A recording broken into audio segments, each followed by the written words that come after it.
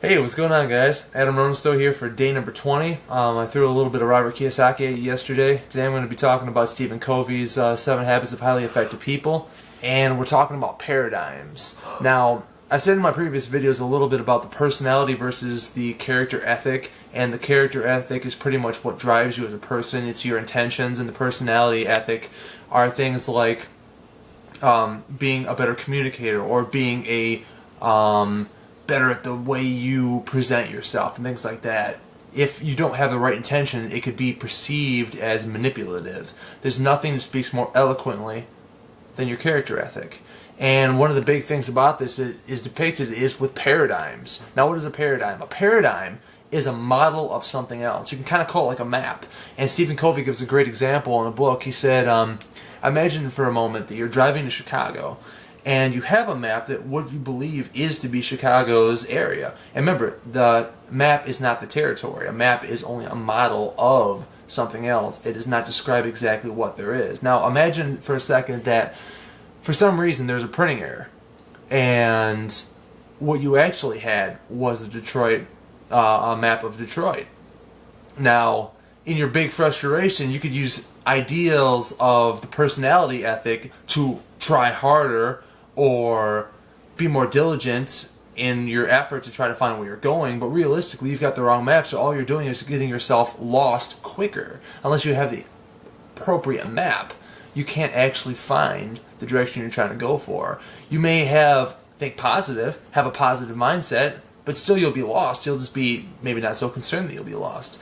So he gives a couple different ideas about a paradigm, and one of the biggest ones is he had a classroom, and he presented them with a picture. Half the room had a picture of an old woman, and the other half had a picture of a young woman.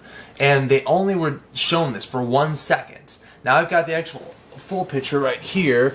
They were shown a mutual picture, and this is it right here, of both of them. But they didn't know what... They didn't know it had two images. They were presented with something that looked just like the old woman. I don't have it up on the screen, sorry about that. And with the young woman. If you look right here, you can see the young woman. This would be her nose, and then this would be her ear. She's looking this way. But if it's the old woman, you can see her. This is her eye, and this is her mouth. But if it's the young woman, that would be her necklace.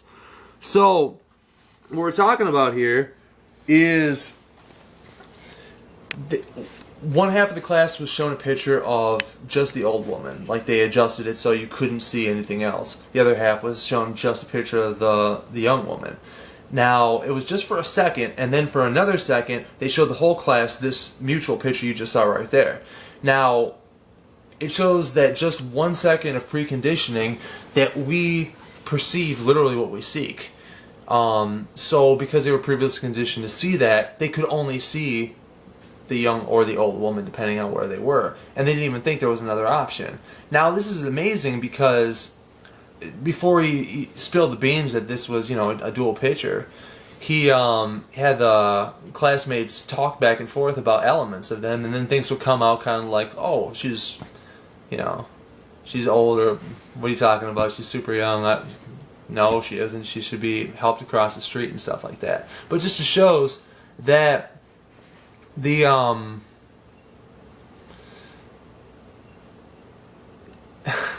gotta have a appropriate map. You gotta have a correct map.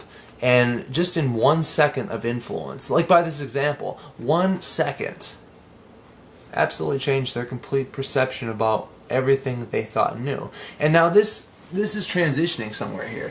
So you gotta figure that we have two different classifications of a map. We have the map that is, which is reality, and then we have the map which should be, which is our values. Now, our map of what should be is obviously opinion, and depending on your value is going to be how you interpret the other map. Now, obviously, there is only one reality, and we have a particular way of perceiving it, but by 1 second of influence, Stephen Covey presented that, the whole class were influenced, just by 1 second.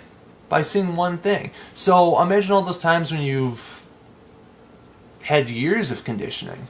Things like that. Imagine the power of that, how dead set you'll be on just keeping with an incorrect map. You got to really question your maps. You got to really question on your perception versus the reality of it. He had another story where he was on a bus and there was some kids, disruptive kids on there. A guy who looked like he had the soul taken out of him walked down with his 2 young ones. And then they were just being super annoying, going around taking people's papers and stuff. And then after what he felt to be a long period of acceptance for what was going on, he looked back and said, is there any chance you could probably take care of your kids? And then he kind of looked up, almost like the soul went back into him, and he said, I guess maybe you should, or maybe I should. We just got back from the hospital where my wife died about an hour ago, and you know, they've been really wild. I don't know what to think, and I don't know if they're doing that well either. Immediately, a paradigm shift. What he thought, he perceived the situation was completely wrong. And we do this all the time. We look at something for face value instead of actually thinking and considering the possibilities. You know, if people are being super annoying or doing other things that we don't agree upon, there's probably a good reason why it is. Previous conditioning, things like that. You can go pretty deep in this, but just question your maps. Question. Next time when somebody irks you, next time somebody pisses you off on the road, or they just, for whatever reason, you get irritated, think for a second, wait a minute. Why? Are they so upset? Why are they so frustrated? Why are they so whatever they are? Seriously, because all of our previous conditions just make us what we are right now, and just because you don't have the same conditioning doesn't mean that necessarily you're not pissing someone else off, you know. But I don't know. Alright, video day 20. I'll see you guys tomorrow. Hopefully deliver more content and value. So